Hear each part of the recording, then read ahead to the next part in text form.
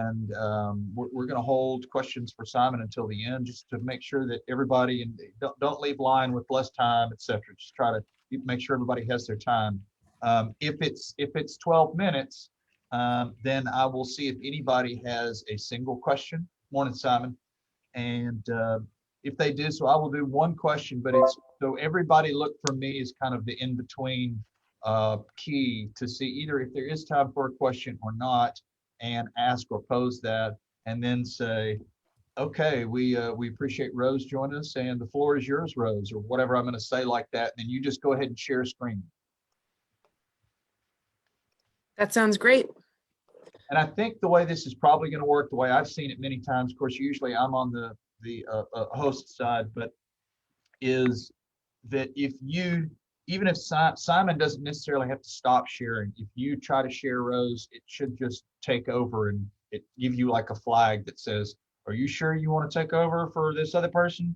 And so if it's your turn to present, just hit yes and go. Perfect. Probably wouldn't hurt for everybody that's presenting to go ahead and try to close out, but you know, if you're writing something down from somebody asked a question, I think it's okay that you don't, but just know that's the plan. Morning, Mike. You're on mute, by the way. Good morning. There we go. You got to get your photo in the background so that the MADVAC is to one side. So I got it and done it. Yeah, that's right. With the photo that way. I got to move myself. Morning, Christian. Hey, Jonathan, how are you? Too blessed to be depressed. That's the spirit. So does my Lion truck, I'm being selfish and self-centered. Does my Lion truck look good? Look good behind me, and you can see Lion 8 on that? That's right. I can see it perfectly. It's wonderful. That's right. That's what we're saying. I like the blue color scheme there you have going on with That's the, right. the truck and the blue, jacket. That's another level. My blue sports jacket, man. We don't mess around here at Lion. I know. Well, I will. I see other people joining, but I'm going to real quickly, and I don't want to totally share screen until a minute or two before, but I'm going to go ahead and do so just to show you all and make sure I hit the right button. Yeah, so we have 54, I think, attendees as of right now. Just for those of you all that have not seen what I am planning on presenting, our starter slide, short agenda with some housekeeping. I will turn it over to Johan and Eric for a little bit to speak. I've got 3 slides where I'm going to probably keep this to less than 3 minutes. I mean, really quick, just talking about what's going on, some of the things that are going on in DriveElectric Tennessee, and touching briefly on the advance of EVs, of which the greatest numbers are certainly light duties in Tennessee, and these are just examples, but then I will cover a couple of medium duty EV examples that are going on. And then I will introduce each of you all in order. And so I'm going to go through all of these slides to let everybody know, just kind of show them your photo. We'll be able to see if they keep up with, you know, the images off to the side. And then this is the last one. I'll explain how we're going to handle Q&A. Keep to use the chat feature for Q&A. Early on, I will also introduce Daniel as my favorite Canadian, who works with me here and is going to be helping watch the chat and deal with issues if someone has one, and then noting questions that we're either going to do at the end of the presentation or at the end of all of the presentation.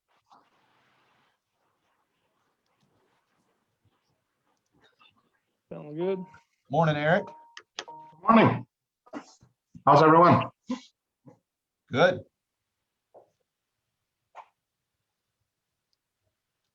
Morning, Brad Rains.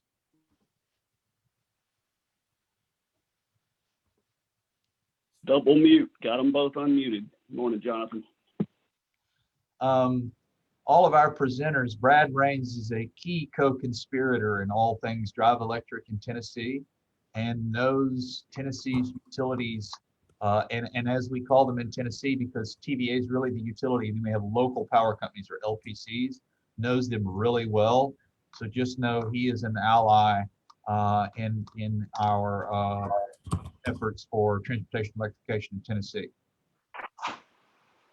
We have a lot, but Brad's special. All hail Brad. Thank you very much. Yes, sir.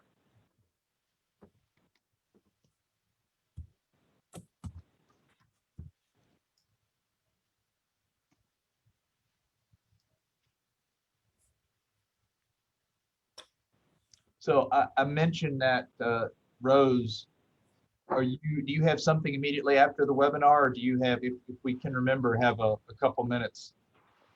Let's, I don't believe I have it.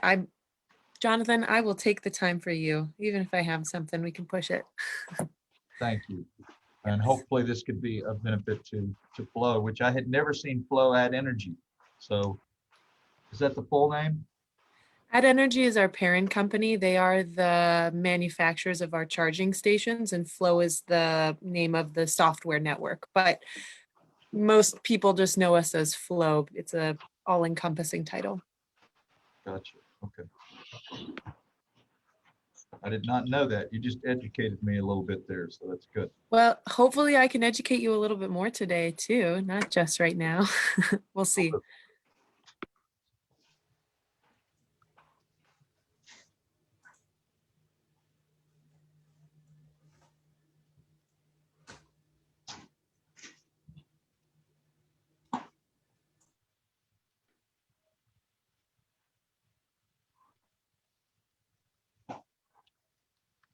Well, let's see. One of the most interesting topics nowadays is all 4 of our staff will be fully vaccinated as of next week. I'm the last. Everybody else beat me. Well, if it's any consolation, I got the first vaccine on the 15th of May. So it's going a little slower up north. It's interesting to hear the troubles we have now, as many people are getting there, and then we've got Americans that don't want to get their second, don't want to get their first. Mm-hmm. Oh well.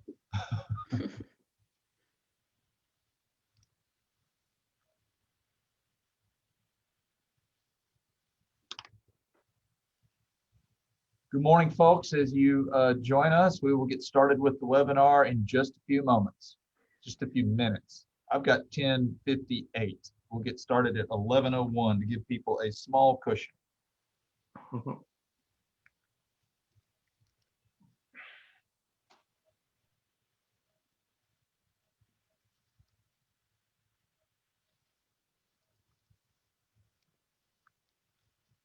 Morning, Consuelo and John McMillan. Good morning. Good morning. How are you today? I am better than I deserve. How about you? It's pretty. It was looking a little gloomy, but we're back up and rolling with sun, so that's a plus. And good morning to you, sir. How are you doing today? Doing well, I trust.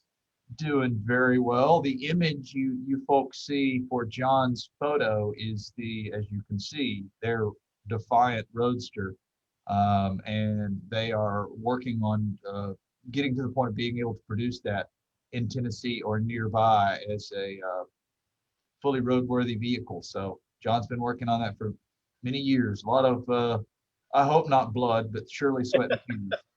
Oh, there's been a few drops of blood shed along the way too. and I'll also add too that something's not very well known. We actually have several other vehicles on the design board as well, including a last mile delivery van, 2-passenger pickup truck, and a 4-passenger sedan, all of course designed to fit the same 3-wheel chassis. Wow. We did that a long time ago to make it easy to move to production. Very cool. Thank you.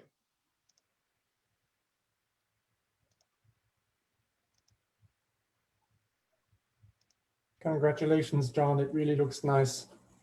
Thank you. Appreciate that. And it is a convertible. Oh yes, convertible hardtop. Mm-hmm. And not like the 1978 Jeep CJ7 I had that took 3 people to get the hardtop off. No, it's a little more like the old classic Triumph Spitfire. Two people, one if they're really strong could probably do it, but two people can easily remove it. Okay, welcome folks to the webinar. We will get started in literally 1 minute, but get prepared to put on your thinking caps and what kind of questions you might have as you have an opportunity to engage and learn and go beyond what you see in the PowerPoint if you come up with good questions.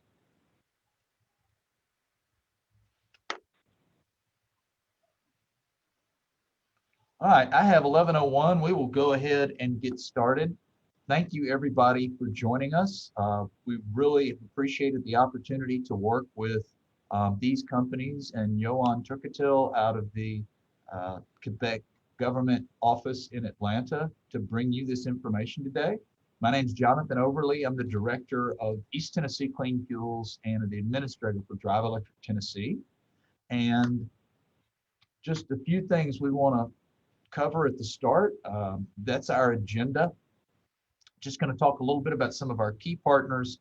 I'm going to provide a very short introduction to Drive Electric Tennessee for those of you all that have never heard of what we are trying to do in Tennessee to work towards 200,000 EVs on Tennessee roads by 2028. That's a goal in our Drive Electric Tennessee roadmap. Then I'm going to introduce you to the speakers today. We're going to go through the 5 presentations we have, and then we will have a question and answer period at the end for most of the questions. So just a few housekeeping items. We are recording today's webinar. We will be emailing everyone that registered through Eventbrite the location for both a final PDF version of all the presentations and a recording of the webinar. Daniel 6A in our office that you can probably see in the window of participants works with me here at East Tennessee Clean Fuels and Drive Electric Tennessee, and we'll be monitoring chat for questions. So if you have a question during the presentations and you want to go ahead and put that in and make sure we address it later on, you are welcome to do so. Use the chat feature to do so. If you happen to have any issues with being able to see or hear something else, hopefully you can use the chat feature, and Daniel will also be watching that to help you out as he can or as is needed. Will do. Thank you, Daniel. And so with that, let me turn it over to Johan. It's been a real pleasure to work with him over the last couple of months to pull this together. And I want to let both he and Eric speak for a couple of minutes. The floor is yours, Johan. Thank you, Jonathan. Well, as mentioned, my name is Johan Turketil. I'm the trade attaché in charge of smart and sustainable transportation at the Quebec government office in Atlanta. It has been a pleasure to work with Jonathan and his whole team over the last couple of months to organize this webinar, and I'm really excited to hear more about those 5 proven leaders in their respective segments. This morning, I would like to introduce Eric Marquis. Mr. Marquis is the Assistant Deputy Minister for Bilateral Relations at the Ministry of International Relations and Francophonie, but he has also been the acting Quebec delegate in Atlanta for the last few months. Mr. Marquis, the floor is yours. Thank you, Johan and Jonathan. Good morning, everyone. Bonjour à tous. It's a real pleasure for me to be with you this morning and to welcome you to this webinar on behalf of the Quebec government. It's truly a great opportunity to connect with the Quebec electrification of transportation sector, but most importantly, to explore new avenues of collaboration in the volunteer state and beyond. Quebec and Tennessee share many economic ties. In 2020, total trade between Tennessee and Quebec was about $2.7 billion Canadian, and Tennessee was our 2nd largest export market in the southeastern US. We wish to consolidate and accentuate economic partnerships between us in priority sectors such as transportation. For several years, the Quebec government has been committed to the electrification of transportation. This choice is based on recognition of Quebec's strengths, in particular, readily available electricity, hydroelectricity, which is more than 99% clean and renewable. Abundant natural resources, including several mineral resources necessary for the manufacture of batteries for electric vehicles. An important research expertise that can be found in universities, government institutions, but above all in the private sector. As a student of American history, I find it interesting that we're doing this event with partners from Knoxville, which is home of the TVA, Tennessee Valley Authority. I think Quebec and Tennessee share a historical understanding of how energy and hydroelectric power add value to a community, whether as a springboard for economic development and job creation, or as a key element for improving and enhancing the quality and standard of living of our populations. So to leverage these advantages and to turn them into business opportunities, the Quebec government will invest $3.6 billion Canadian over the next 5 years into greener mobility solutions. This announcement was made last December, and it featured ambitious goals such as carbon neutrality by 2050, 1.5 million EVs by 2030, 100% of the government fleet will be electrified by 2030 as well, vehicle fleet. The plan envisions that by 2035, all vehicles sold in Quebec will be emissions-free. So I think that building strong links between our industries in Quebec and in Tennessee will be beneficial to both regions and important for future growth. In that regard, let me thank DriveElectric Tennessee and Jonathan Overley and for being such a great partner of our office in organizing this webinar. Today's event, it's a great opportunity to learn about several of the Quebec EV and EVSE champions. So 5 of the companies that are with us today, and I want to recognize them: F&Co, Flow Energy, Madvac, Concept GB, and Lion Electric. It's also a great opportunity to explore new avenues of collaboration. Each of the companies I've mentioned has a track record as a leader in the field of electrification of transportation by offering diverse and innovative EV solutions of many types and for different environments, rural or urban. You'll get to hear more about them. Together, they represent a remarkable sample of what Quebec has to offer in this growing sector. I'm confident that the exchanges that will emerge from this event will be most fruitful and productive and mutually beneficial. To conclude, I want to recognize my team at the Quebec office in Atlanta, especially Johan Turketil. The Quebec office in Atlanta is on the ground to facilitate business opportunities for Quebec companies and promote joint ventures, strategic alliances, and scientific collaborations, not only with Tennessee partners, but throughout the southeastern US as a whole. So, merci à tous, bon webinaire, and I look forward to hearing the discussions and the presentations today. Thank you and have a great day. Thank you, Eric. Appreciate it. Well, that's some great numbers. I did not know some of those. So, yes, certainly look forward to furthering some of those in the engagement between our state and I guess state in Canada. And so with that, let me move to just a couple of quick notes for DriveElectric Tennessee. Really thanks to TVA in 2017 and 18, they jump-started the process of Tennessee really moving down a coordinated road by having a bunch of meetings in 2018, inviting over 100 different entities and people from across Tennessee to contribute to making an EV roadmap for the state. That was finalized and published in early 2019. It's kind of hard to believe it's been 2 years since, and that you know, as almost anything you create, there's probably going to be some refreshes that need to take place. So in the coming years, we may be making updates as things accelerate. But one of the key pieces we wanted to do was figure out what are the main, you know, areas of opportunity that we need to focus on to accelerate this. And so what we came up with in 2018 and 19 was infrastructure awareness, policies, and availability as the 4, as we now call them, working groups. And policy became policies and planning. Availability, we had so many people working on different aspects of the first 3 that we almost never started using availability. And it looks like we may be creating a utilities focused working group, both to look internally in terms of education and information for the local power companies in Tennessee, working with multiple partners, including TVA, but then also turning that around and looking externally at incentives, working on community ride and drives, whatever it takes in LPC, local power company, communities, both large and small, urban and rural. How do we start working on better partnering with one another to enable easy and effective ways to reach out. But so that's kind of where we are to now. We certainly recognized a few years ago that we had a few, like literally 3 groups in Tennessee of EV owners that were working on EV education in their community. Sometimes that was only 1 event a year. Sometimes that might be 4 or 5 events a year. And so Knoxville, Chattanooga, and Memphis had some groups that were working on that. Well, what if we could take that, instead of it being 3, make it 13 or 20 over time? So we want to build chapters across the state. And right now it's kind of a goal of 10 by 2023. And the big ovals and circles you see are the chapter loose areas we're probably going to be working on.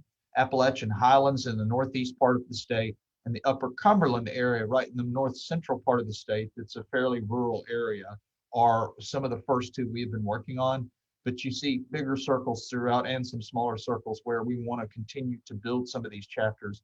So people in those communities, both EV owners, utilities, any other partners, can help work on light, medium, and heavy duty EV education in their communities. This is just a snapshot. Not all the EVs in Tennessee are on here, but I figured I would just show folks, some of the utility, municipality, or university leadership we have.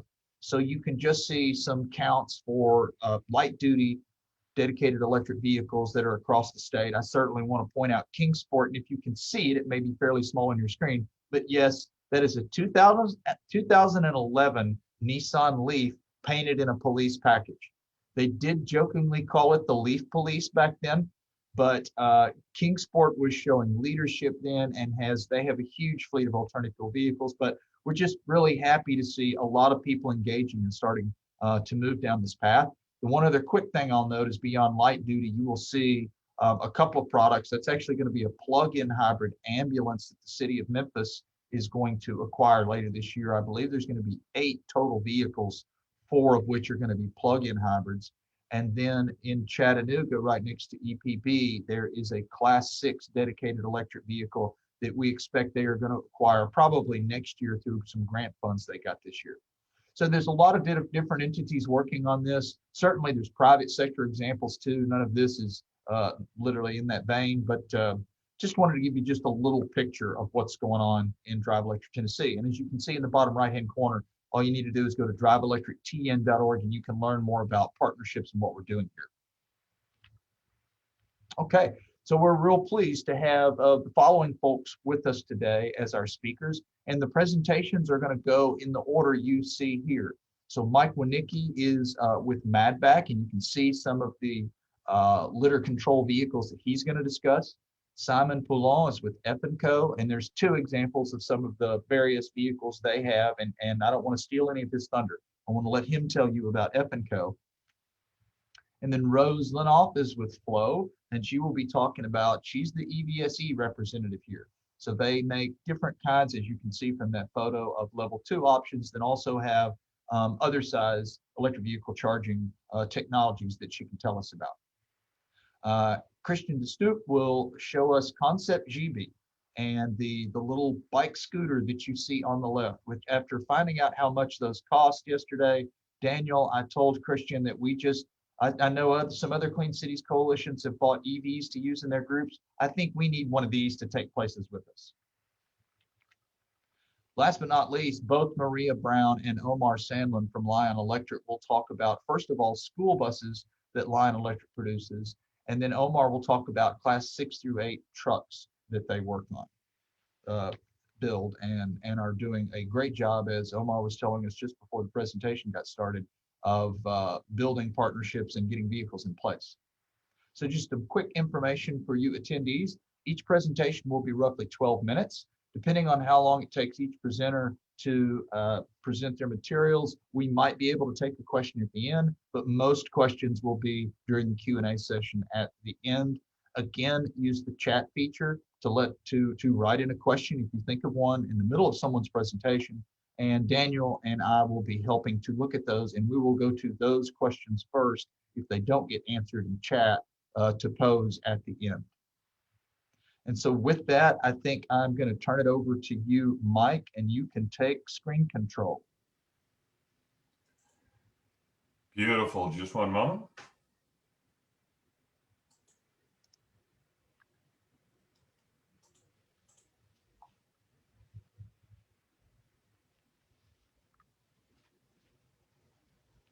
Apologize for the delay.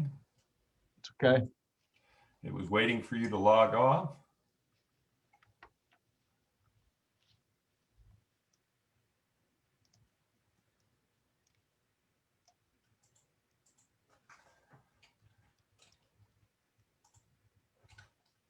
Can you see my screen at this point?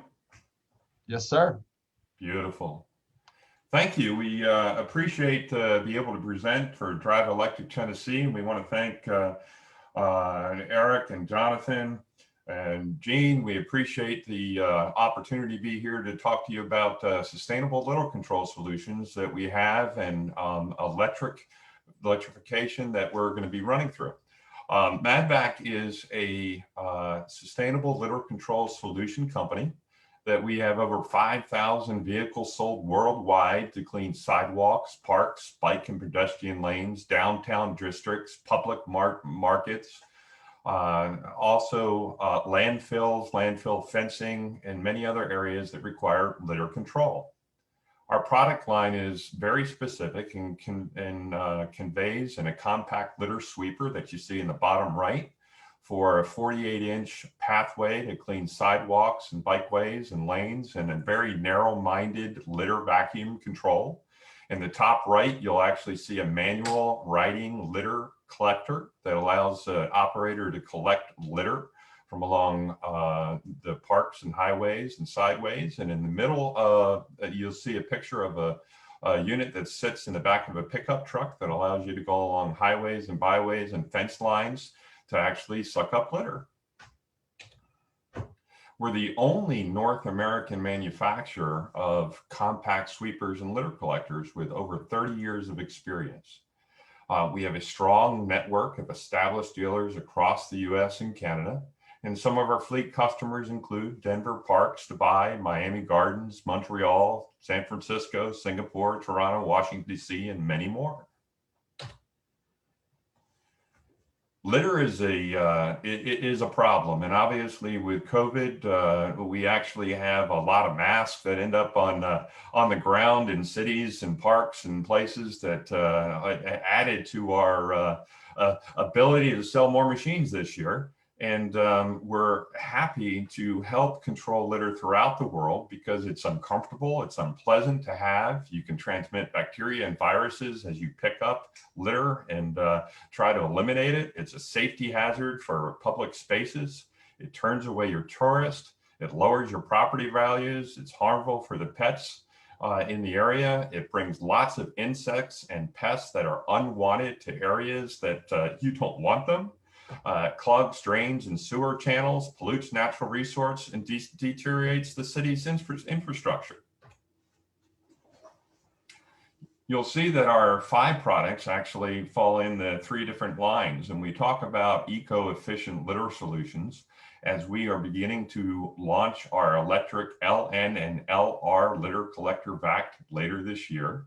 You'll see that we replaced 5 manual pickers for every 5 hours of cleaning. That's 22 miles of lanes, 8 football fields. You have an annual savings versus diesel of just under $7,000, and greenhouse reduction from 17 tons of CO2 a year per vehicle that we sell in this category. Our larger bike lane and pedestrian walkway litter control vac is going to be launched in 2022 electric. And those annual savings, because it's a larger production unit, actually increases reduction in greenhouse gases up to 45 tons. I think you're going to find that the electrification of this litter vac for downtown areas, pedestrian areas, and parks will be in line with the EV goal of Drive Tennessee, and we're happy to be presenting that to you. MADVAC's approach to electrification is that you'll notice that we use lithium, nickel, manganese, cobalt technology that by weight and volume produces much more energy than the typical lithium-ion batteries. And you're going to find with a smaller footprint for those batteries and multiple and small machines, we partner with Zero Manufacturing, Zero Motorcycle in California, and they're the Tesla of the electronic motorcycle industry. They've been around for a long time, so the partnership there is not new, and we're excited for our version 2 release again later this year. Be careful, many of our competitors in the sweeping markets do talk about battery technologies, but we're really talking about autonomy. And when you can take an electrical litter vehicle and go run a full shift that runs over 6 hours on the 2 battery packs that we have, we're talking about autonomy for the entire day, that a person operator can go out and work with an electric vehicle and control litter for the entire day. For those of you who are unfamiliar with litter electric costs, we thought we'd do a quick overview for you attendings that we have our skid mounted litter patrol vehicle that mounted in the back of a pickup truck. And that was roughly about $21,000, and you can add a trailer and mount it on a trailer for about $23K. And our LN and LR unit are built on the same platform, currently in diesel, and they run between $50,000 and $80,000 for the 2 units.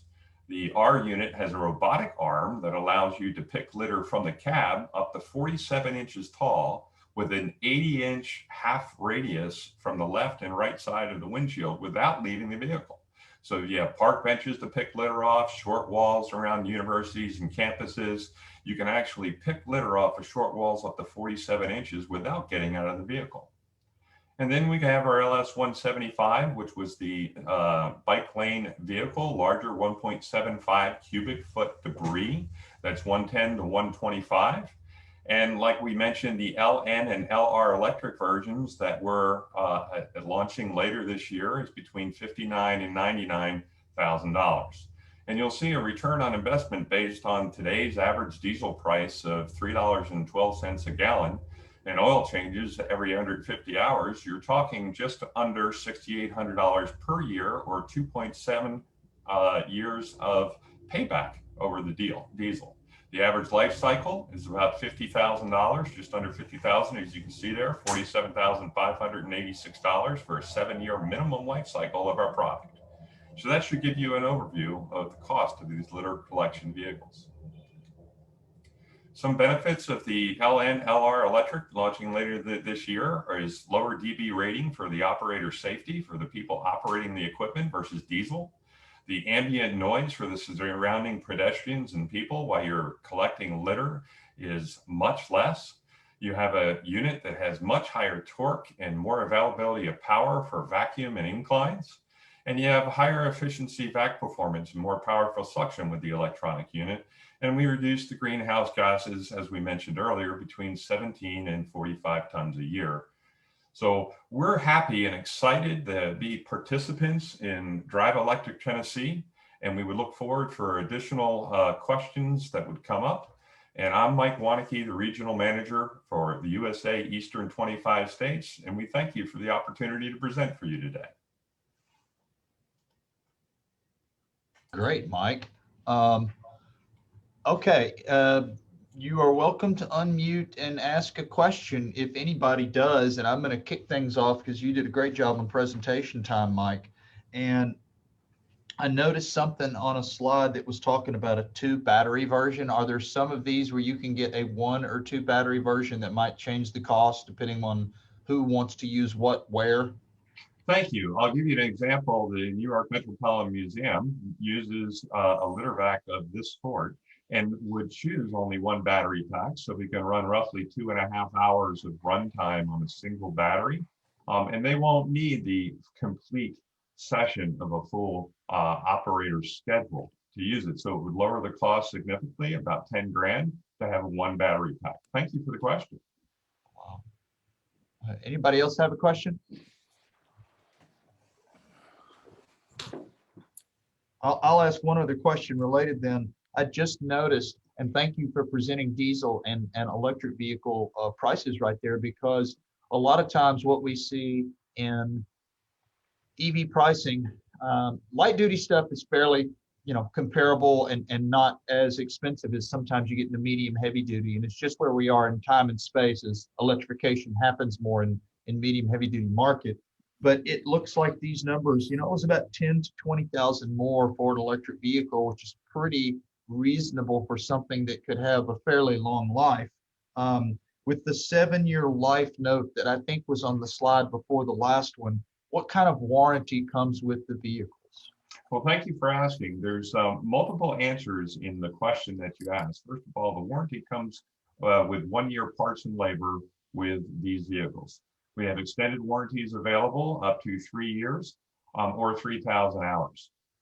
To address the life cycle, one of the huge advantages in battery technology today is that battery technology, as we partnered with Zero Manufacturing, is that we're limiting our runtime loss to less than 10% at 3,000 charges. And if you're using 5 days a week, our equipment at 5 days a week for 3,000 chargers, that's a 10-year lifespan of batteries prior to losing 10% of actual runtime. So the savings, unlike the past battery technology that would require you to buy batteries in roughly a 3 to 5 year period of time, is grossly longer, which allows those savings of actual diesel fuel and oil changes and those types of things to be real captured savings over the life cycle of the equipment, instead of hypothetical life savings that happen in the first 5 years of the old technology, but then you got to buy the batteries at the 5th year, which just eats up all those savings. So the technology is wonderful that allows us to have extended life cycle with the battery technology that will last the life cycle of the equipment. Awesome. Okay, thank you, Mike. With Thank that, we will move to Simon Pallon. Simon, you can take control and start presenting when you're ready.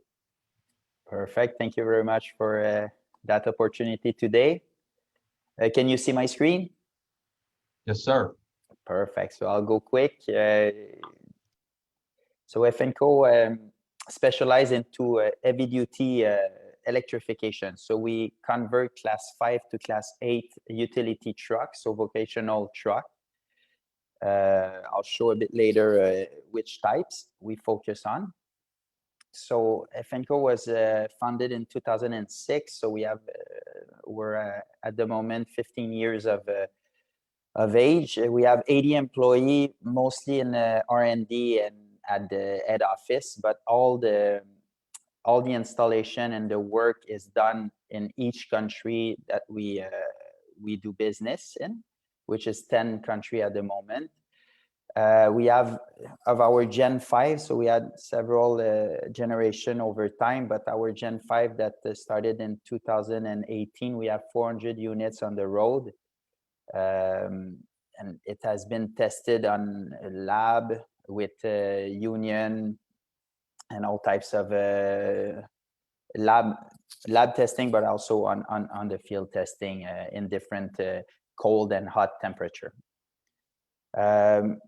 Based on that, these are several customers that we have and we focus on. So cities, mostly with the road work and the garbage collection and waste collection utility vehicles. We also focus on ports, so on terminals, container terminals, all the trucks that are handling the terminals, the containers, I mean, distribution centers, and also on garbage and recycling collection trucks. So we have a lot of OEM partners. In the States, it's mostly with Mack Truck with New York City, but also Aisle for garbage collection bins and several others. Terex for arm bucket trucks. So our technology is based on ultracapacitor. This is the core of the technology. So ultracapacitor, for people that doesn't know it, it's mainly it's a battery that can translate energy very fast. So we can charge and discharge very fast with a lot of power, out power. So an heavy duty vehicles, let's say It can have 300 horsepower for a class 8 truck compared to a 300 horsepower on a car. But the usage of the 300 horsepower on the heavy truck is much more intensive. So it needs burst of energy very quickly, which this technology can supply, and it can be charged fairly fast. So we can cycle it many times during the day without affecting its power, if you want. And it has a long life expectation, more than 10 years. So it will last longer than the truck itself. So this is our main technology that we've deployed in the last 3 years. We have the Gen 5. It's an hybrid system that can be retrofitted on existing truck.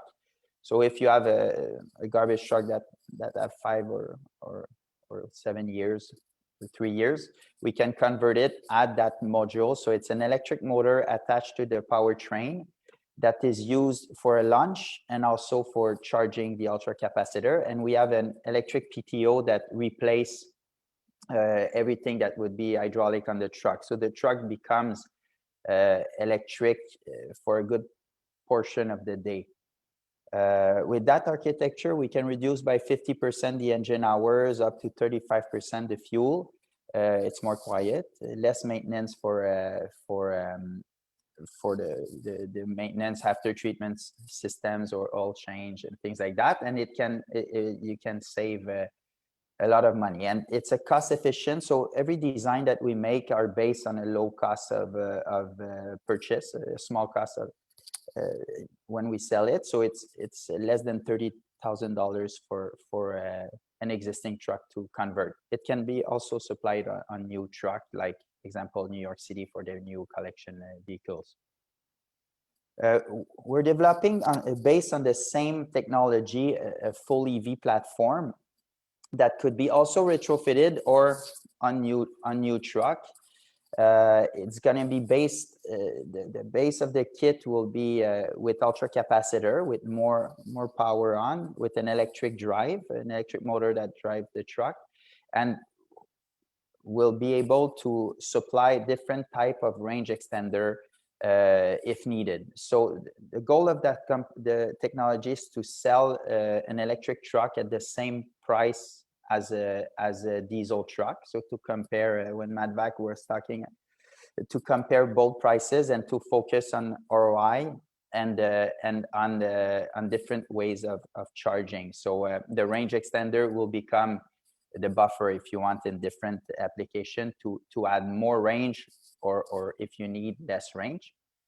It could be with the batteries, the range extender, CNG, diesel, but different type of energy, but or just stay 100% electric. So if I can show you example of the induction charging way that we will privilege on that technology.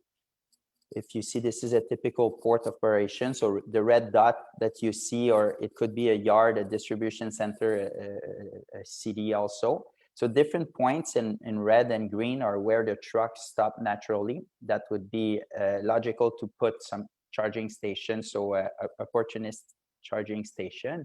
So let's say you buy the full EV truck. To start with, you're gonna need, if there's no charging station, the range extender. So you're gonna save off the bat 30% fuel saving. But if you add on this typical case 3 charging station, you become 50% electric. 6 charging station, you become 100% electric. So this focus on, you can have a truck that costs the same as a diesel, but grow step by step your infrastructure to reach the 100% electric, but without any effect on your cost purchase of the truck at the beginning. This is another example in a city.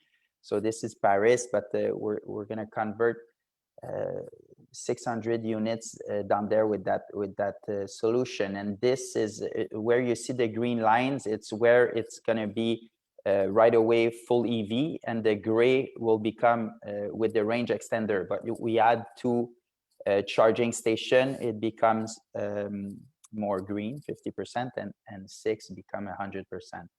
We have the same exercise in Greenpoint in New York City, north of Brooklyn, and it's with the sanitation department. We did some assessment, and we were able to position where it would be optimized to put charging stations.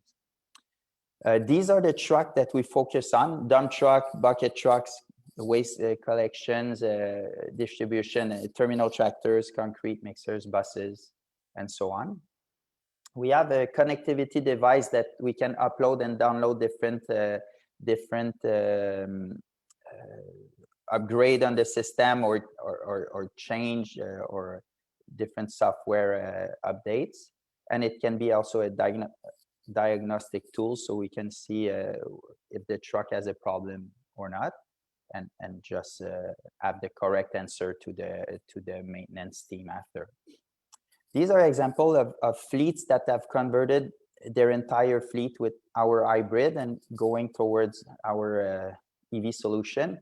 So in New York City, every new trucks that go in service to the city the city requires that they bid with the FNCO system. We're the only electric powertrain system available and mandatory for the city. We have also Termont. It's a port terminal in Montreal that their entire fleet is converted with our hybrid technology, and we're looking at converted into the full electric system. Same in Paris. In Paris, you can see it's CNG truck, natural gas truck converted to hybrid. And Oslo, we're working on some project with induction charging station for the full EV for different type of application. These are results fast of distribution center. With the hybrid system, we can reduce by 57% the engine hours, 37% the fuel. This was a tier 3 that we converted, so a lot of NOx and PM are reduced at the same time. This is at the Port of Montreal. And you see on the left maps where we affect positively the reduction. So every red and green dots are where we're able to reduce the emissions, and New York City average in different boroughs what we can achieve with the hybrid. So that's it. A short presentation. If you have questions, I'm available to answer them. Thank you, Simon. Any questions for Simon? It looks like there was one, Daniel. Yeah, on the chat. Yeah. Yeah, so the induction charging is on the path. So he's saying the footprint, but the induction charging is less wide than a truck. So it's really on the circuit of the truck. So it doesn't take more space than what a truck takes at the moment. And to add on to his question, Simon, if he's talking about, and for everyone's benefit, the question in the chat, if you for some reason can't see it, was how can wireless charging provide a solution for ports that are very limited by land area? What type of footprint reduction are we talking about over a DC fast charger? So it can any vehicle, just run over that spot? I assume it doesn't matter if it just drives over it, even if it's a diesel, because they have limited space. Yeah, but first it's flat. It's as if you go on the regular road, and if you don't have the captors, if you want, you won't receive energy. But the example of Oslo, they use it for city buses and taxi. So every type of let's say vehicles that has that induction port embedded in the vehicle, it can be charged when it pass over it. And as an example, we can charge in 3 minutes for an hour of work. But our EV solution could work also with a DC charging, depending on what you put on as a range extender. So if you add more batteries as the range extender, it could be a fast charge with a DC charger. So both could be available. But really, an induction charging doesn't change. It's really flat underground, and it's underground, so it doesn't take space, physical space. Okay, thank you. And we'll hold other questions till the end. I will make one point for Simon, and that at least in Tennessee, you know, when people think about what are the most proactive states doing things in the U.S., I've never heard somebody go, "Oh, Tennessee, Tennessee." Hopefully, we're changing that. But the hybrid option that Simon was talking about, if we're Yeah. talking about numbers that could be 30 to 50+% reduction in fuel use, is a great step. And there's so many fleet managers that I've talked to that they are diesel heads. They talk about how the fact that they breathe diesel, they drink diesel, it's in their blood. And so for some of those that are thinking of full EV is something kind of too far out there for them to work on, that's a perfect example of a solution where they're still running a diesel. They're just basically turning it off when they can. And usually, depending on the operation of that vehicle, can see substantial savings. Yeah, and it can be retrofitted on existing fleets. So when they are skeptical, let's say they could test it on some of the fleet and compare it. That's what we did with New York. It's 7 years we were working with them. We started converting the older vehicles until they accepted to go on new build. But that could be a good option if you want, instead of and as I say to all my colleagues down here, our biggest competition to all of us in here, it's the standstill. So when people are not moving, it's the biggest. So all of us, we have great solution, and if we can go step by step, we offer some two solution. One, it's step by step, and so you can go instead of just waiting and see, you can act and advance the cause with that. Absolutely. Well said. Okay, thank you, Simon. So with that, we will go to Flo and Rose Lenoff. So please go ahead and share, Rose, when you're ready. Wonderful. Now it looks to me like you can see my screen. Is that correct? That is not. I'm not seeing it yet. Oh, sorry. I need to press the button that says share. You should be seeing it now. Is that correct? Got it. Perfect. Okay, look at that.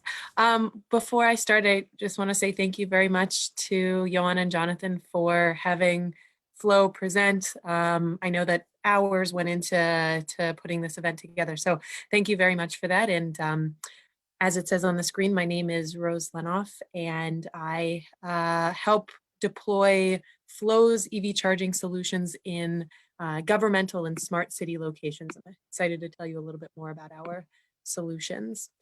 As background on Flo and our position within the EVSE industry, Flo is North America's third largest EV charging station network provider. And we actually operate the largest charging station network throughout Canada's provinces. We are a vertically integrated company, which means that we both design and manufacture the charging station equipment that we install, but we are also we also manage the 24/7 network operations center and provide the back end and software components of our stations as well. We began our journey in the EVSE industry in 2009, specifically designing charging stations that were intended to be installed and were installed on public curbs. And after we had deployed over 1,000 charging stations curbside in cities like Montreal, we began designing and installing stations for other market segments, including the various market segments that you see at the bottom of the screen: multi-residential, workplace, etc. And what our stations have in common across our entire portfolio is their robustness and durability. All of our charging stations are made with an aluminum enclosure, so the durability of a home charging station installed at somebody's single family house is the same level of robustness as you'd see at a station that's installed on, let's say, a light post or installed in the city of LA, deployed for the public to use. Our focus really since our inception has always been about customer experience. So making sure that anytime you drive up to a Flo charging station, you know that it's going to be up and running and available for you to utilize. We have the highest uptime in the industry right next to Tesla. So if you see a Flow logo on a station that you're driving by in a city or on a highway, you know that if you pull up to it, it's going to work when you plug in to charge.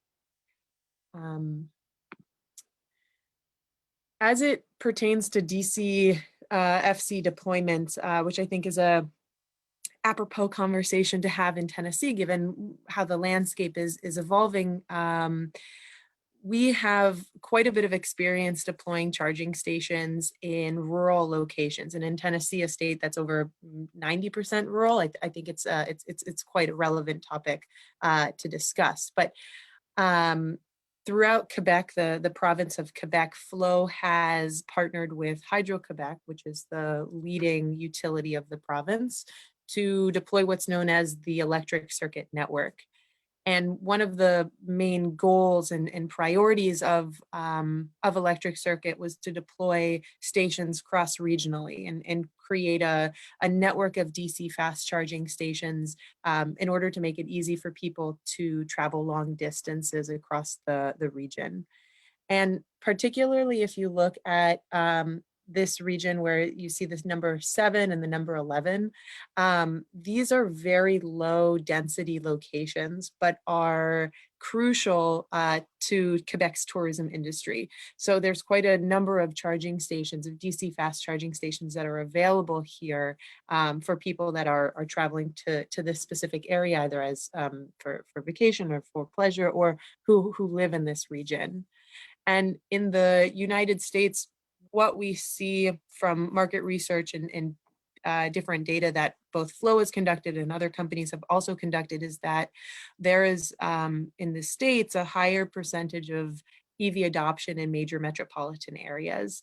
And there's obviously a number of reasons that account for this trend, but one of the most significant reasons that we see is that people are typically not interested in purchasing electric vehicles if they're not confident that they won't have charging infrastructure to access at places other than their home.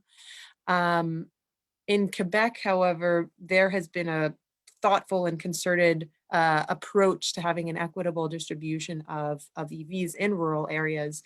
And what we have seen after having deployed this network for quite some time now is that there's roughly the same split of EV adoption in cities and metropolitan areas as there is in rural areas. And the trends roughly follow the distribution of population. So percentage-wise, it's an even split in urban versus rural. This is another map showing, specifically highlighting the trip from Montreal to Mont-Tremblant, which is a popular destination in winter months for skiing and snowboarding and snowshoeing and other winter activities. The concerted effort made here along this route wasn't solely based on the decision to have charging stations deployed every 20 miles or every 50 miles, but really looking at the topography of the region and installing stations in a strategic manner. So this region that we're looking at right here is fairly mountainous, and the charging stations that were installed before higher levels of elevation. So if it's cold outside and you're driving up a mountain, the battery life of your vehicle is going to depreciate faster than if it was warm and you're driving on a flat road. So where the charging stations were installed takes these driving factors into consideration to successfully help people get from point A to point B. And so we've done countless deployments of charging stations in rural areas, and what have we learned from this? So the first and foremost, and possibly perhaps what's most important is knowing that charging station infrastructure, but especially DC fast charging infrastructure, are mission critical assets, especially in rural locations. The charging stations need to work and to be available 24/7, 365 when somebody pulls up. And what we've also found from our deployments is that it's best to install banks of stations, not just one DC fast charger or one level 2 station, but multiple stations at one location, like what you can see behind me. And that's really in part because there are so many different scenarios for charging, and how many miles a person needs to put on a car before they can get to their final destination. And not always does somebody need to utilize a 50 kilowatt station or a 100 kilowatt station to get to their final point. The cost also goes down significantly when you install multiple stations at a given location. And of course, what we see now is there's still a problem of range anxiety where people are fearful that they're not going to be able to get to their final destination without, if they don't have access to a charging station. But what we're going to see, and what we're already starting to see where the trend is going, is that the fear is less of range anxiety, but congestion anxiety. So the fear that you get to a charging station, but there's 3 people in the queue before you, and you're going to need to wait 2 hours to charge. We have, I know when I filled up with gas before, I get frustrated, and it might be because I'm from Brooklyn and my patience is low, that if I have to wait 5 minutes to fill up, that doesn't work well for me. The same can be said if if you have to wait 2 hours to charge. The situation is no different. Additionally, flow stations are monolithic, which means that if something happens to one station, if let's say power goes out at one station, it's a singular occurrence, and it's limited to one station going down, and it won't affect the entire bank of stations that are connected. But on our end, because we're vertically integrated and because we're proactively monitoring all 45,000 charging stations that we have deployed throughout the field, we are getting notifications of our charging stations in real time. And more often than not, what will happen is that our network operations team is already aware of a reported outage or a reported energy problem before our site host knows. And our company policy is that when that happens, when there's an outage, we connect with the site host within 24 hours and then come up with a plan. So depending on the ticket, our network operations team will reach out to the site host and inform them of the potential fault. And then we'll either dispatch service to service the charging station there, or we'll send the ticket to R&D, research and development, for resolution. But the problem gets solved as soon as possible. As it pertains to user experience, like I mentioned before, user experience is paramount for us, and there are multiple ways to pay for a charging session. The first is, of course, going through the Flow app, available on iOS and Android.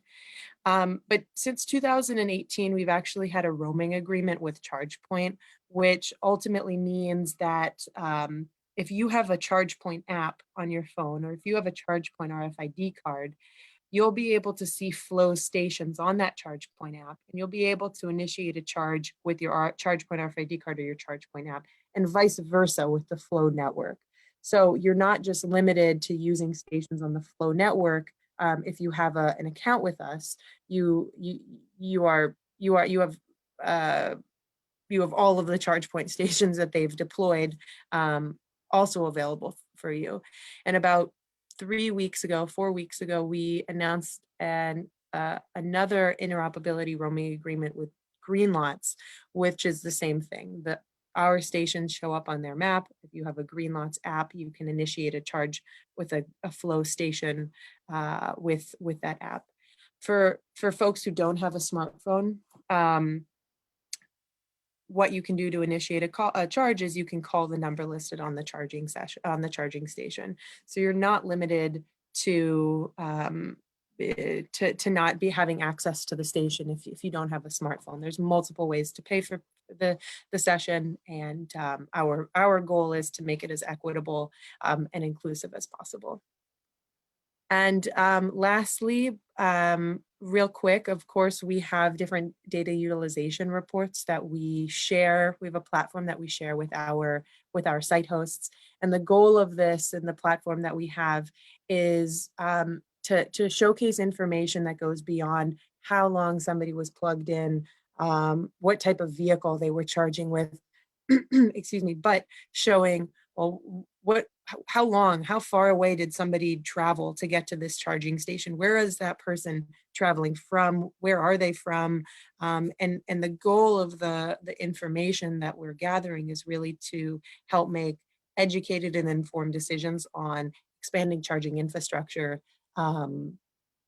at a later point. So it's not just guessing where charging stations should go, but it's pragmatic and it's data-based. And that's a down and dirty definition and explanation of Flow and who we are. Happy to answer any questions if anybody has. Thank you, Rose. I think we have one question, one comment, but let's hold those to the end. I want to make sure all of our presenters have enough time. I think everybody saw that this webinar is planned for an hour and a half, not an hour, but for the sake of making sure everybody gets to hear from all of our presenters, let's hold those questions. Thank you very much, Rose. So next we have Christian Destoop with Concept GB, and go ahead and share when you're ready, Christian. Thank you, Jonathan. I'm Christian Destoop, in charge of business development at Concept GB. I'm very happy to be here today and to share what we do in sustainability with all of you. I want to take the opportunity to thank Jonathan and Joanne for putting this together. It takes more than meets the eye. And then I want to take the opportunity to congratulate everyone on the call for your efforts in sustainability. And there's a nice saying in French that a lot of small creeks make a big river, and everything we do matters. So thank you for all of your efforts. What I want to do in this presentation is give you maybe, if I can use the expression, an out-of-the-box idea to go even further in your electrification efforts. So I'm with Concept GB, and Concept GB is a manufacturer of professional-grade electric scooters for cities and corporations. And trying to get to the next slide here. There we go.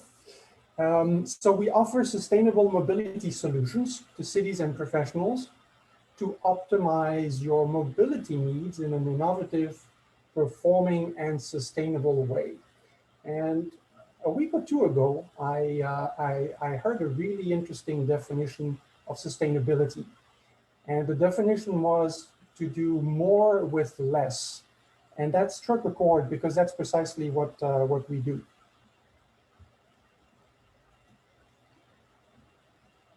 This is the GB. It's an electric scooter for professionals. And so to avoid any confusion, we manufacture these in Canada. We assemble them in France as well. We are not a shared mobility operator. And so this is a scooter by all definitions, but it's a very different type of vehicle than the shared mobility scooters that you will see on the streets of big cities in all big cities in the world.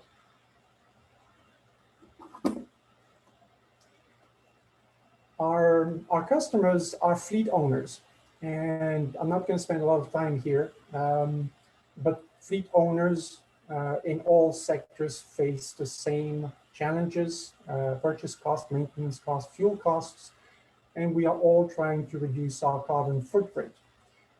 The outside of the box idea that I want to share with you today is that electrifying is fine, but downsizing is even finer. So electrifying fleets, all the vehicles in the fleets, is a great move, but you can go beyond that if you decide to downsize. If you replace miles in large, expensive, polluting vehicles with miles in less expensive, less polluting vehicles. So we sell mostly to municipalities, and municipalities use them for a variety of purposes: police work, park maintenance, public works, going from A to B. Various departments in cities have needs to go from A to B. And sometimes there's several people coming along and you'll take a car or a truck, but very often there's just one person going from A to B. And in that scenario, it pays to take a smaller electric vehicle. We started in 2014. We're still relatively small, 10 people. We have more than 500 units installed, and we work with cities, municipalities, and organizations who are leaders, who want to make a difference. Most of the names here are municipalities. The smallest has 5,000 people. The smallest city, customer city, has 5,000 people. The largest has 1.6 million. It doesn't matter. As long as you're a leader, the size the size of the population of your city doesn't matter. Some concrete cases. This is Sherbrooke University, and the gentleman here does security. So he patrols the campus on the bicycle lanes or on the streets.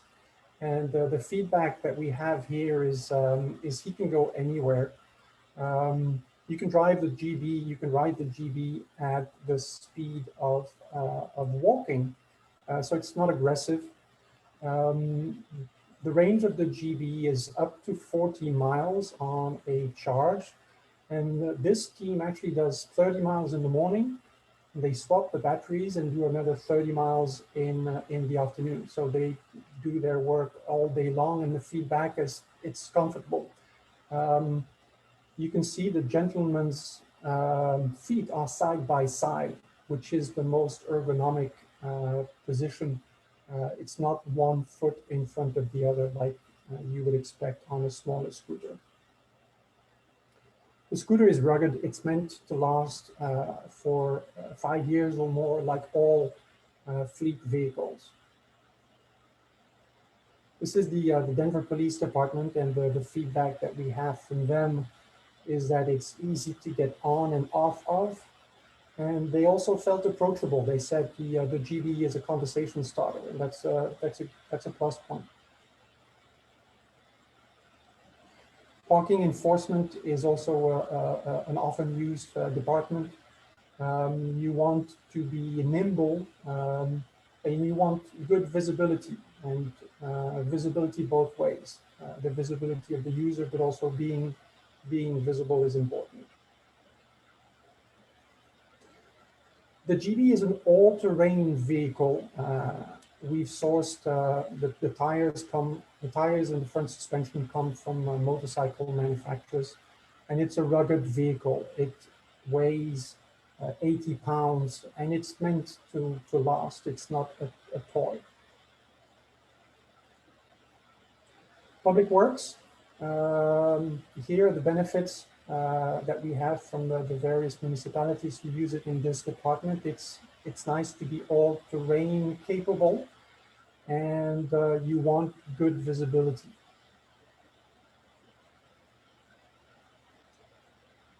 So why would a municipality be interested in a vehicle like this one? Obviously, number one, savings from day one, and you can replace a vehicle or you can also complement it.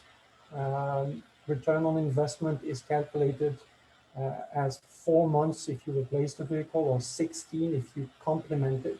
If you keep the existing vehicle but just add a smaller, cheaper alternative for your employees to use.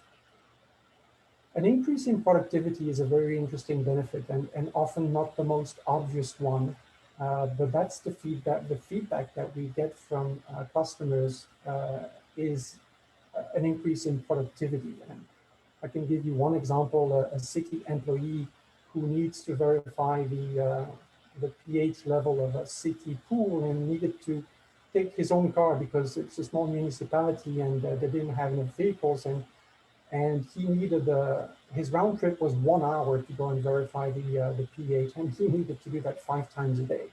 With the smaller vehicle, he can take a shorter path. It takes him half the time to get there, and the vehicle belongs to the city, so there's no admin work at the end of the day to try and get reimbursed.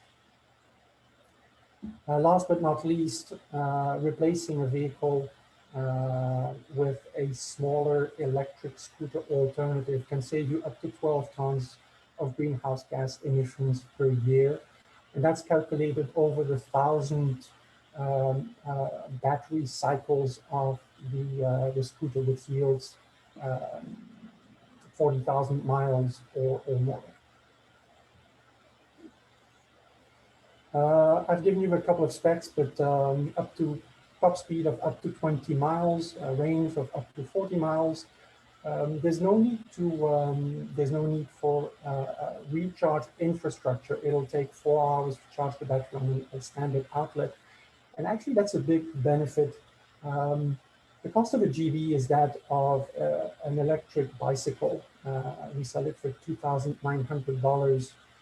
There's no infrastructure, so it's a quick installation. It's easy to push through the decision-making process, and you can get a quick win, not only in cost, but in productivity for your employees with this type of vehicle. We have connectivity, so the GB can be equipped with connectivity that will give you location and usage and various data. Using an open source and open API fleet management software.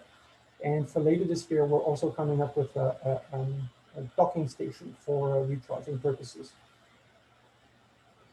There's a 2-wheeled version, but there's also a 3-wheeled version in the works. We have a pilot project with New York City Parks coming up next month.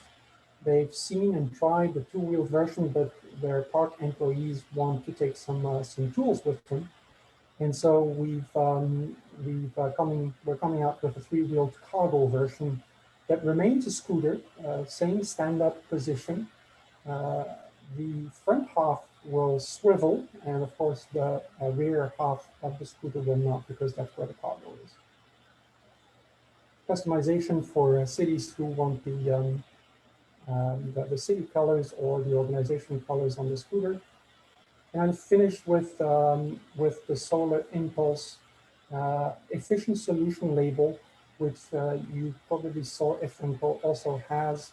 And this label is, of course, a sustainability label, but it's also an economic viability label. They wanted to make sure that all the 1,000 solutions that they've labeled had immediate economic benefits to the people who wanted to use them. And that's it for me. I'm happy to answer any question. Thank you, Christian. Being someone who's slightly partial to East Tennessee and the University of Tennessee, I can certainly see an orange and white checkerboard on a GB. So hopefully, Sammy, you are listening as I talk about those for UT. But with time, let's save our questions for the end now, and we're going to go ahead and pass it to Maria and Omar. So please go ahead and share when you're ready, Maria. Right. Let's see.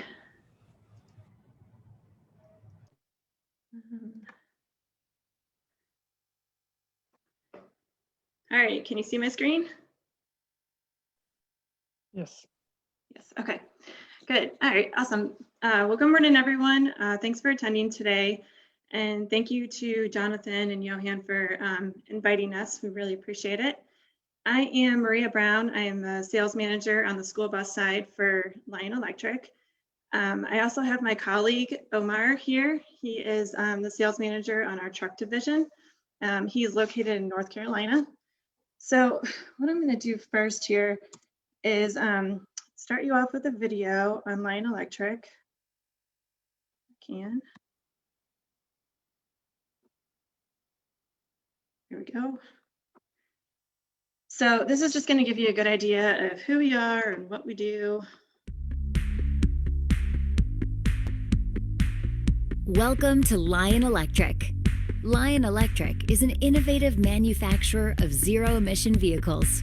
We create, design, and manufacture all-electric Class 5 to Class 8 commercial urban trucks and all-electric buses and minibuses for the school, paratransit, and mass transit segments. Lion is a North American leader in electric transportation and designs, and we build and assemble all of our vehicles' components, including chassis, battery packs, truck cabins, and bus bodies. Let me introduce you to Lion Electric's facility in Saint Jerome, Canada. Lion's operations cover 200,000 square feet, and we have the capacity to produce 2,500 vehicles a year. All products are conceptualized, designed, developed, and manufactured by Lion. Our vehicles are purpose-built and dedicated to being 100% electric. At Lion Electric, we also assemble our own battery packs. We have developed our own battery management system, BMS, and battery thermal management system, BTMS, to maximize the safety and performance of our batteries in all situations, from extreme heat to sub-zero Siberian temperatures. Here is our truck assembly line. All our vehicles are fully developed, engineered, and assembled here at Lion. We are extremely proud of the fact that we build all of our vehicles ourselves, from start to finish. This is the Lion C and Lion D body assembly line, where our full-size school buses are manufactured. All of our vehicles are then inspected and subjected to quality control with the highest standards, including on-road testing.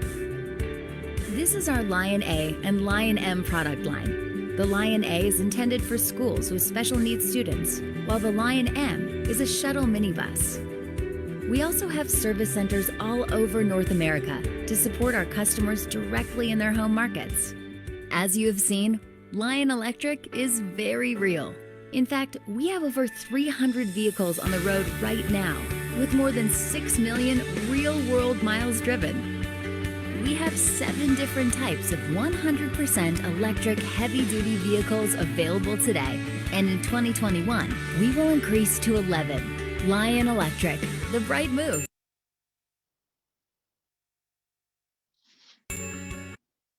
All right, awesome.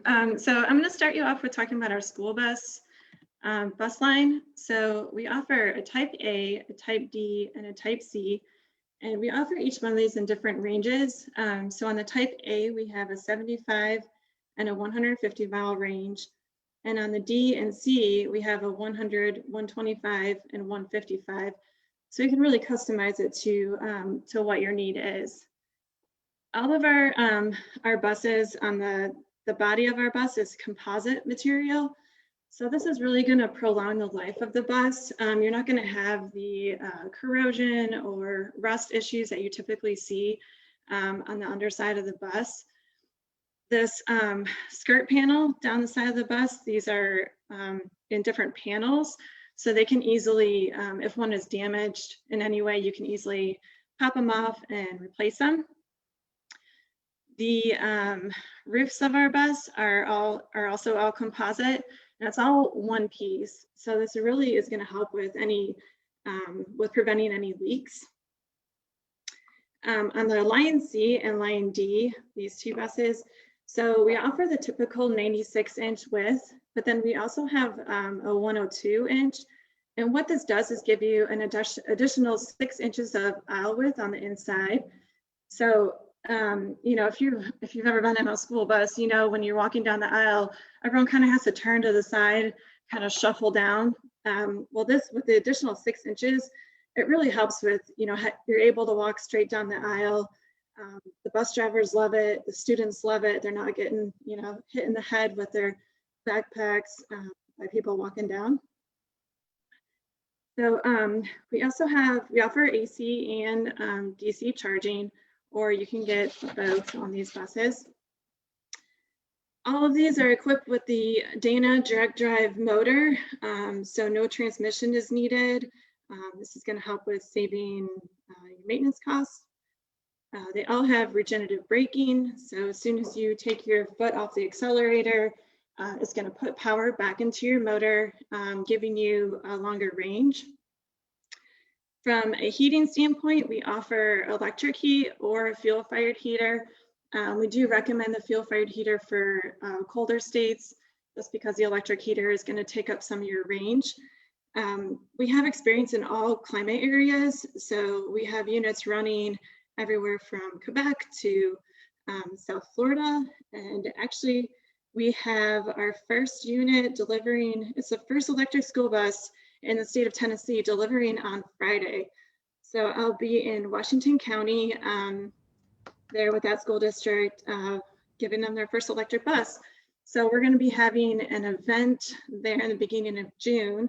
So if you're interested in attending that event, just reach out to me and I can give you more details.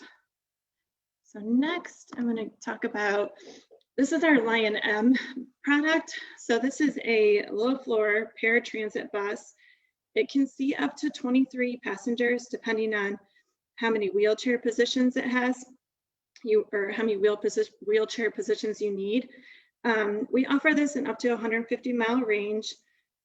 All the features I mentioned on the school bus also pertain to this. So the composite body, the one-piece roof, regenerative braking, directed motor, all of those things are going to be similar. So this bus does have a kneeling feature. So it'll kneel down to 6 inches, to a step height of 6 inches. The ramp slope is at a 10-to-1 ratio, which is less steep than what the federal standard is. The federal standard for ramp slope is at 6-to-1. So this is significantly less steep than it's really going to make it easier for a wheelchair to roll themselves up there. The entry door is 41 inches wide, giving it plenty of space for a wheelchair to enter and exit.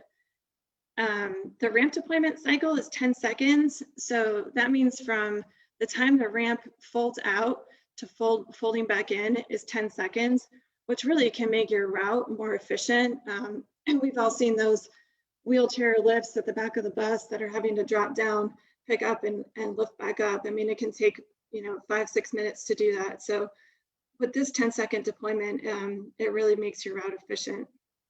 So I know that was quick and we don't have a lot of time, and I want to give some time for Omar. So if you'd like any information on our school bus or mini bus, just please reach out. And so I'm going to pass it over to Omar, who will talk about our truck line. Thank you, Maria. Folks, I am really excited to be part of this. And as everybody else has mentioned, Jonathan, Eric, and Johan, thank you so much. We don't take it for granted. I'm very thankful, very grateful for events like this. It's really spectacular. So it's really appreciated. So I'll talk a little bit here about our truck line. We are an OEM manufacturer, 100% all electric work trucks, class 5 through 8. You can change to the next slide, Maria, please. 6 through 8, including our 80,000 GVW tandem axle tractor. You can see the breadth of products right now that we are currently making. The Lion 6, obviously a 26,000 GVW. That'll get you right around 180 miles. Again, depending on all the auxiliaries it's going to be pulling from our integrated battery pack. And so we have used various batteries. We are currently using BMW, but we've used Samsung, LG, Panasonic, all of them. And future, we will be building our very own battery pack. So that's something important to keep in mind. You can see under the 6 and the 8 there, the batteries that are underneath those van bodies. We will soon be able to stow those inside the long seals.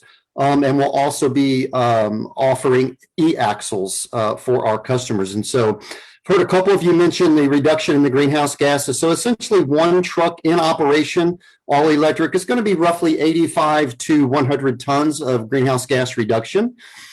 And all of our batteries, again, are a modular approach. And so should an accident happen or, God forbid, some other issue with the battery, those are easy to change in and out because they are cellular and they're modular. So this kind of shows our platform. Again, currently the utility vehicles that we're building today. The refuse truck in the upper left-hand corner there, you see it picking up the 95-gallon can. That's an auto side load. That has roughly 7 motors. And again, it is all integrated to pull from that one central battery pack. It really, truly shows all of our technology, our engineering capabilities, has all the bells and whistles on it. A spindle drive. It does not dump because we believe that dumping at a landfill in unsurfaced road conditions and uneven is very unsafe. So it ejects it out of the rear of the body, and that seems to be a very, very popular feature that people in the waste industry appreciate. We also offer the boom truck or a crane truck servicing people like AmeriGas, Heritage Gas. A lot of big propane companies are heavy interested in our boom truck. Then you see the utility, the Lion 8 reefer. That's very popular right now. We're cultivating several of the grocers and food and produce companies that make deliveries to restaurants. And so that's going to be popular. The next one down there, you see the orange Posi Plus aerial device. And that's actually in play as we speak today. We are in conversation with the top 3 United States aerial device manufacturers. So everybody's wanting a 100% all electric aerial device truck as well. And so imagine you are a lineman and you're 100 feet up in the air. You got your gloves on and you're working on an electric line. You really don't want to move around too much when you're doing that kind of work. It's very sensitive and you don't want to get zapped. You do want to make it home to the family tonight. You can look down onto the top of the cab, and we will have alternating sequential lights of different colors and different blinking sequences to let you know where that battery is currently charged at, from 100% down to 80, 70, 50, 40, and finally you need to come down and make it back to home base to the terminal and recharge. And then we will be offering ambulances into the future. These are just some of the companies that we have currently orders for in-house and actually shipped and delivered to. We are taking orders today for our Class 6 and 8. If you seen in that video, that's a Class 7 chassis under the school bus. That is all resin composite material as well as all of our cabs. So we have sold here to Amazon. They've purchased several thousand units from us over the next several years. Those are actually in deployment right now. There's several on the streets actually delivering today as we speak and present to you. Waste Connections, you see there, a large refuse company. We have 2 of those, Lion 8, Class 8 refuse heading down to Miami-Dade for Waste Connections, and we're in conversations with the top 10 waste companies today. But that's just a handful, but there's many, many more. I mentioned before the call, we're cultivating people like Home Depot for delivery, both the 8 and the 6. Krispy Kreme donuts, boy, those are dangerous. That's about 3 miles from our home, and we're at the beach, so I try to steer clear of those. But anyways, next slide, Maria. This is a very important slide because it really tells the story of the makeup of our company. And we get asked every day, because we're presenting multiple times every day, we get asked, why should we buy from Lion? And we tell them, obviously, the product and the capabilities and our technology. But the real reason is the people that make up our company and the structure of our company.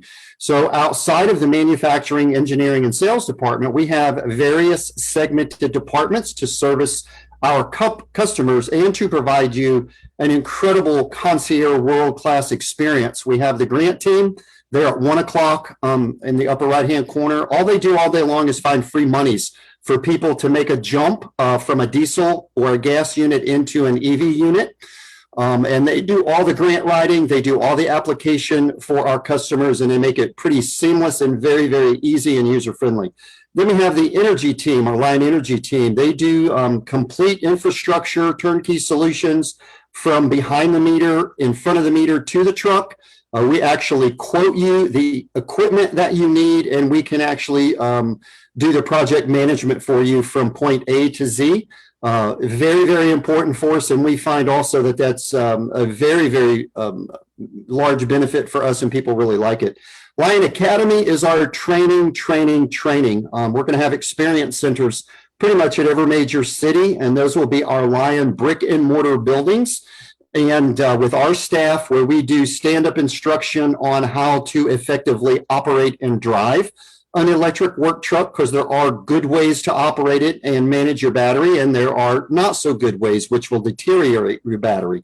But we also talk about the safety, maintenance, preventative service, predictive downtime, preventative downtime, things like that, as well as having installation abilities and training on safe driving habits. Line assistance, that's our technical service department. They'll be available for everyone driving our trucks. The Bright Squad is another part of our telematics along with our beat team. So these come off the assembly line with standard geotab telematics. So every stop, start, air conditioner, heater, uphill, downhill, how fast you're going, how fast you actually accelerate that electric pedal will be documented and it will be tracked. That's it for my presentation. So that's my story. I'm sticking to it. Make the bright move to Lion Electric Company. Thank you so much. Thank you, Omar. Okay, I'm going to jump into questions, being cognizant of time. I think this one was for Rose, but I believe other folks can answer if they wish. As the Biden administration and state agencies around the U.S. plan for the widespread deployment of charging stations, what factors should be kept in mind to provide an effective distribution of resources? Sure, that's a great question. And what comes to mind first is that we should be investing in charging infrastructure that's going to last. I think the temptation is to cover the country with charging stations that might not have been tested, or stations that don't have a track record of being available and working for the public. But our goal should really be to deploy charging stations in a sustainable way. And the stations that are installed should be outlasting the first generations of EVs on the road and beyond. We know that there's going to be countless new models of EVs coming to market over the next couple of years. And the charging stations that are installed in 2021, 22, 23 need to outlast as EV adoption continues to tick up. Anybody else want to comment on that? I think that was mainly for Rose, but certainly to Kent's point, he notes it's important to include low-income communities in deploying charging infrastructure, even if vehicles are probably adopted a bit more slowly, and that's a good point. Kent? Absolutely, especially as battery technology continues to improve. We're going to have more and more used EVs on the road, which is going to bring the price point down. So making sure that we are considering all community members in our deployment is crucial. Excellent. Thank you, Rose. So I think Kent's question on the scooters with level 2 was answered by Christian, but it does look, Christian, like the battery swap is pretty easy. I mean, if they have some extra batteries, and let's say it's a campus like University of Tennessee or whatever the area they cover is, as long as they can get back there, they can swap that battery out quickly and to keep being on the road, correct? Yes, it takes 1 minute to swap the battery. And it's really useful if you have a use scenario where you need to do more than 30, 35, 40 miles in order to do your job. Yeah. Gotcha. Okay, and then I believe Bill asked if a local school board wanted to communicate with the system that is using electric school buses, how would you direct them? So I guess, thank you, Maria, for letting us know that the first electric school bus in Tennessee will arrive this Friday? Yes. Yep. I'm going there tomorrow and we're delivering it at 9 a.m. Friday morning. Is there any way I can get a personal invite to that? For tomorrow, we're not doing a whole event tomorrow. We're just delivering it to the school district. I mean, if you want to be there, sure. I mean, just for Friday. I can give you the address. To be kind of an unveiling, if you will. Sure. We're going to be doing a whole event around this delivery. I think either June 2nd or June 3rd, but yeah, you're more than welcome to come out tomorrow or Friday morning if you'd like. I can send you the address. Okay. And then, but do you have some other school districts that you could connect Bill to, or any other districts in Tennessee that might want to learn a little bit more about this, but hear what other districts are saying in terms of their implementation. Am I getting the right kind of idea there, Bill? Yeah, it need not be in Tennessee. It's just someone that's actually has a year or two's experience using a Lion school bus. You know, it could be in Minnesota or Colorado or anywhere. Sure. Just someone they can get some direct feedback rather than from Lion itself. Sure. Yeah, we really direct a lot of our potential customers to Twin Rivers. So they run a mix of Lion, Bluebird, Thomas. And so, you know, they're a great one to talk to because they can give you a whole spectrum of. Okay, thank you. Sure. And is Twin Rivers, that makes me want to say Minneapolis and Minnesota, but am I way off? California, sorry. Yeah, Sacramento, California. Clearly I've not been to California enough. Okay. But, and when you were saying that they have a mix of EV products from different districts. They have a mix of school buses from different OEMs. Gotcha. So Okay. not just Lion. So, I mean, if you don't want to hear it from me, how great we are, you can hear it from, you know, a customer who has a mix of products. If mix you of can OEs. communicate that contact information to Maria, Okay. in a couple days when we get the video and the full PowerPoint set up, we'll add that to what we send to Bill and everyone else, if that's okay. Sure. Yep, I can do that. Okay. All right, let's see. Other questions for any of our presenters?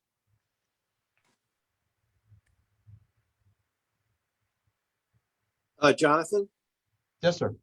Or would there be some way that through DriveTN that the date for this unveiling in June in Washington County could be made available if it's a public event? Because I think we're communicating with the local school board actually in the next county over right now. It'd be great if you know, if you all through your list, the same as we get other information, we could get info about that event. Yeah, absolutely. It'll be public. And so as soon as I have the details of it, Jonathan, I'll let you know and we can put it out on social media and let everybody know. Then we send bi-weekly emails. We're in a little bit of a transition period right now, but typically we send bi-weekly emails and we can make sure and put that as an event for folks to attend, both individuals and community citizens in the media, Maria. Okay, perfect.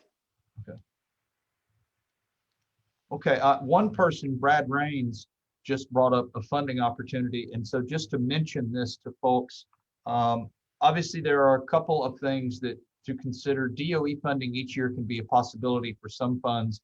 Some of the funding opportunity announcements that come out of DOE can tend to be a little bit more research focused, but they have been recently, and I think they didn't have this year, but the last 2 years they had pilot programs where you could try to get 5 of a newer vehicle in a community that really doesn't have those and test them. We'll see if that comes back out in DOE funds.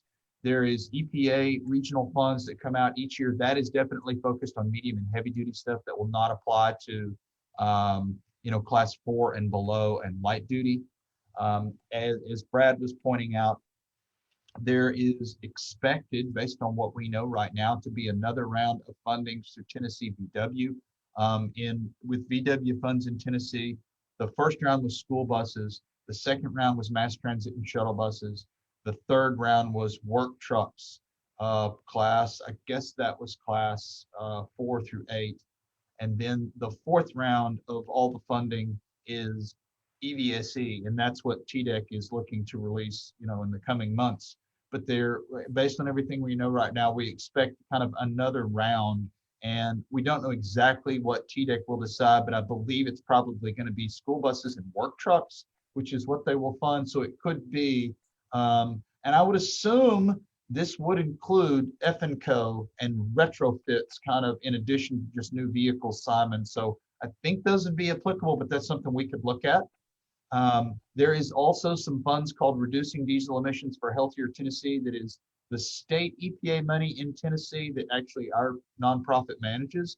It's a fairly small pocket. It's not millions. It's more like $300,000 a year. But if one district wanted to look, and that also is EPA money, it's pretty much class 5 and up. So that's going to be focused in this group on Lion, F&Co probably. But that's another opportunity. It's a smaller amount of money, so we have to think about that in terms of how much we have to give out. But so there's several funding opportunities. And let's see if there was another. Yeah, Maria put her email address in there for you, Andy. Hopefully you saw that. Any other folks have questions? Maybe just Jonathan to let everybody know that all their contact information and presentation will be uploaded to your website and will be shared so everybody can reach out directly if they want to. Yes, folks, I'm going to make a slide at the end of the introduction slides, and you'll see it at the end of many people's individual sets of slides, but I'll put contact information for all the presenters not too far from the front of that one big PDF that we will upload. I'll ask one or two other quick questions if no one has them. So it looks like Christian said you can use level 1 or level 2 charging and replace the battery. Omar, you talked about a modular approach, and that's not in terms of battery swapping. It's just fixing cells in individual batteries over time instead of having to replace the entire thing. Is that correct? Okay. You also noted Geotab telematics are included, which is a nice bonus for those people that have seen the benefits of using telematics to understand what's going on with your vehicles. I've heard some stories that included in one municipality in Tennessee, a driver of a dump truck drove to the other side of the city, left the truck on, went in and ate for 45 minutes at a Mexican restaurant, came back out, drove the truck back and went back to work. Oh my. And the stories probably are worse than that. So it's nice to have vehicles that when you stop, the thing is off automatically. Let's see, Rose, a quick question for you. The standard DC fast charge unit comes with both a combo and a CHAdeMO plugs, is that correct? That's correct. And both are 50 kilowatt and 100 kilowatt station. And are you doing any work to see about having Tesla replace the CHAdeMO or be a third? It really, the ones we've seen are funny looking things with 3 cords coming out of them. But and the reason I say that is because in the light duty market, what we've seen recently is of the light duty EVs in Tennessee, I mean, about 70% are Teslas right now.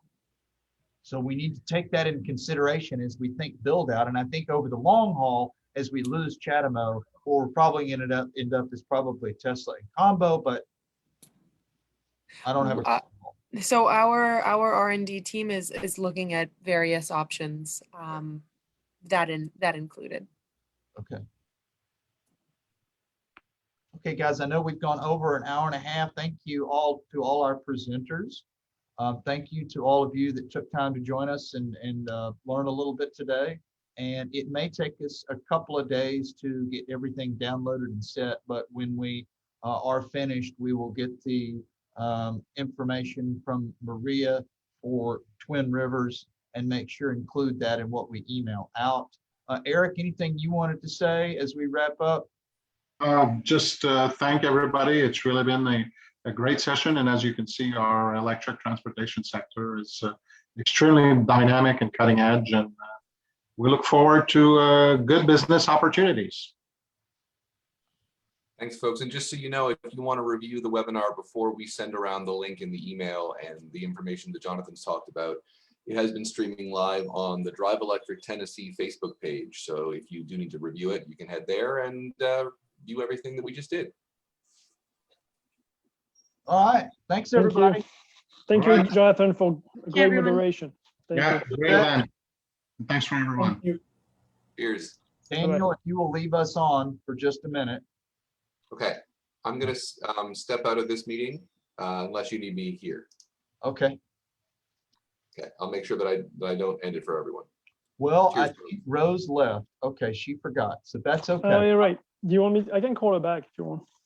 Well, I'll call her. I need to actually go to the, that place that people need to go to every once in a while. Okay. So let us, and I think she had her information at the end of her PowerPoint. Yeah. Who knows? This may be her, but is she out of Virginia? She has a weird phone. Wait, no, she's in Brooklyn, in New York, but. Oh, okay. Let me see what her phone number is.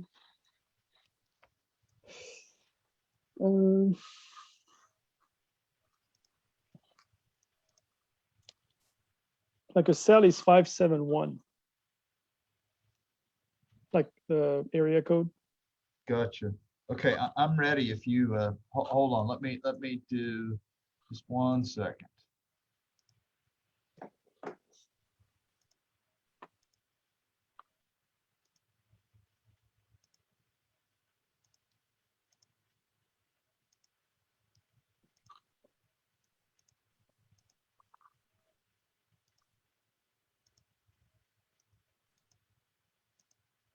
Wow, Zoom really wants me to report it when I remove people, but I don't want to report anybody.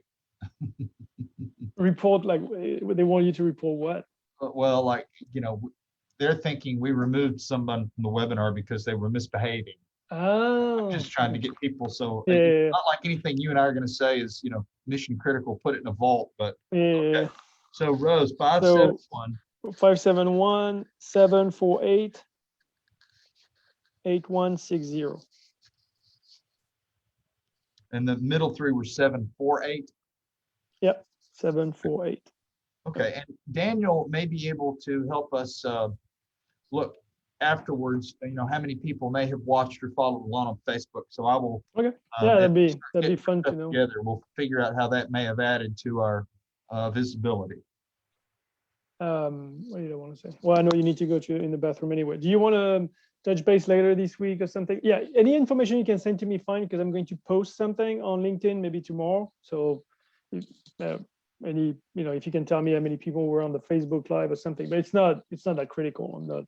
So, and then do you want to touch base, the two of us, maybe later this week or next week at some point, just to kind of debrief? And we want to make sure and follow up, and I want to see if I try to put all these PDFs together, if the file is just huge and I need too big. Daniel should be getting, or one of us will be getting the video to download. He will be the one that can better trim some of this stuff off the end and that first 15 minutes off the front side. So he'll get that ready. We need to figure out, I have an idea of where we're going to place that, but then we need to make sure from Maria, she may have already sent it. I do not have my email up, but the Twin Rivers information, which is great. That's a perfect example. And I actually would be very interested in speaking with them myself to see what they say about the different bus technologies. And if they are complementary to Lion, that is going to be great. Yeah. In terms of that message going to others. Certainly in Tennessee, Washington County is going to be one of the first. I know we've heard some other school districts that are interested in electric, that, you know, it's going to be the onesies and twosies, unless some of them has just found a benevolent overlord that's going to hand them, you know, quite a few $100,000 of cash, but that could be very beneficial. So let me try to just make sure we're getting our pieces to finish up, to at least send all the attendees what they need. It's not urgent. But yeah, like let me get out of this and see if I can look at my schedule, and we can go ahead and schedule like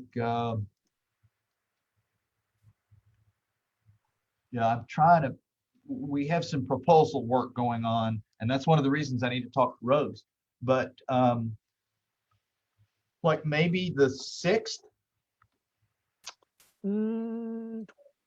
Yeah, it's wide open for me right now. So I've got something it looks like I've got a few things in the afternoon. What if we shoot for, and we could do early morning or around lunch? You have a preference? No, let's do early morning. It's fine with me. Okay, well, how about 9? That's not really early, but that's morning. That's fine. Okay. You want me to send you a Teams, or you want to send me a Zoom? No. If you'll send me a Teams, that would be great. All right. Okay. Okay. Great. Well, I thought it went pretty well. And I thought people were engaged, and they stayed the entire time. So I was good. Note of that. I mean, we got up to 38, but at 12:23, we still had 35 people. Yeah. But some of those, for example, Philip Puglisi from CARTA was on there, and so hopefully he heard from Maria some of the bus options. But somebody asked her for email. A guy from Elen or Elex or something. Yeah, I think it's the co-op, like electrical co-op. Okay, I did So not that's good. recognize his name, although I'm hearing all kinds of local power company names in Tennessee, and they're not. It's taken me a little while to log all these people in my brain. But I think we will do follow-up as needed with individual ones. I was hoping that Sammy from UT would come up and ask a question or two about some vehicle options.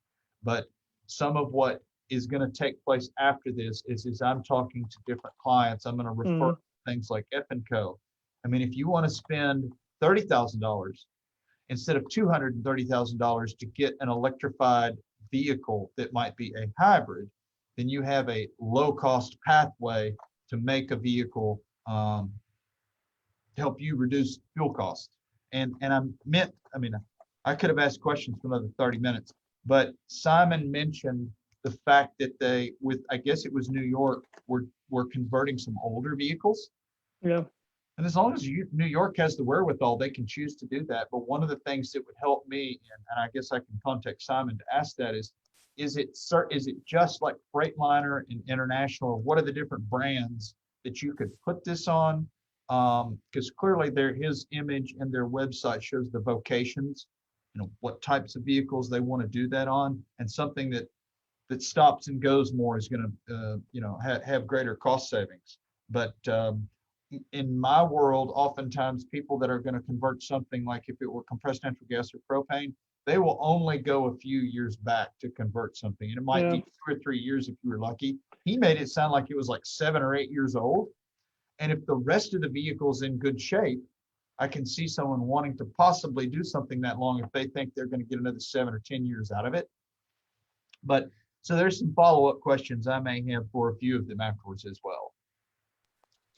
No, I mean, and I know you need to go, so it's okay. But yeah, I mean, I know we were looking at 50 or something at some point, but there's always people dropping off. And I think at some point we were at 38. And, it's always more quality than quantity, right?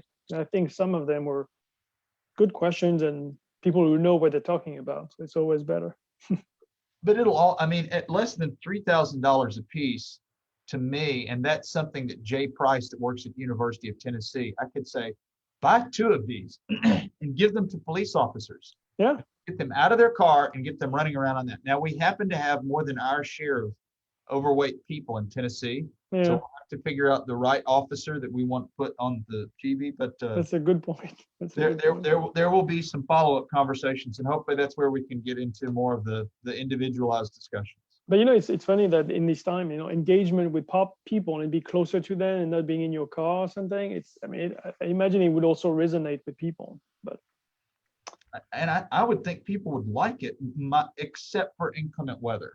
Yeah, that's the thing. Like, it's what I told them, because they were looking at Florida, and I'm like, well, it rains a lot in Florida, so it's also like, people can be outside, but you don't want to be drenched every day either, right? So after a while they won't use it. So anyway, all right, great. Well, thank you so much. Then you did a great job, like keeping people in in the allocated time they had, and animated. So well done.